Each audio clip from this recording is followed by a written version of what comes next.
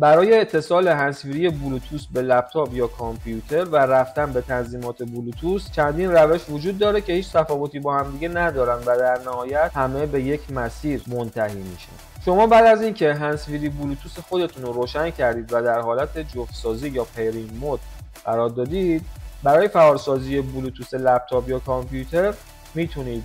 از این قسمت، یعنی نوتیفیکیشن ها یا اکشن سنتر،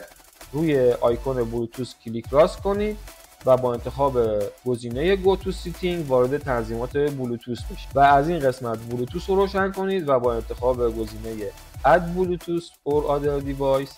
و انتخاب گزینه اول نام هندزفری خودتون رو جستجو کنید و به اون وصل بشید. روش دیگه ای که وجود داره اینه که وارد منوی استارت بشید و در کادر جستجو عبارت بلوتوث رو تایپ کنید و روی گزینه بلوتوث and other device setting کلیک کنید و همانند روش قبل بلوتوث رو روشن کنید و با جستجوی نام هندزفری و پیدا کردن اون بهش متصل بشید.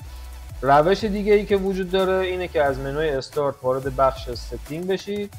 و از قسمت دیوایسز به تنظیمات بلوتوث دسترسی پیدا کنید و بلوتوث دستگاهتون رو روشن کنید. روی گزینه Add Bluetooth or Other Device کلیک کنید و از این بخش اسم هندزفری خودتون رو پیدا کنید و به اون متصل بشید.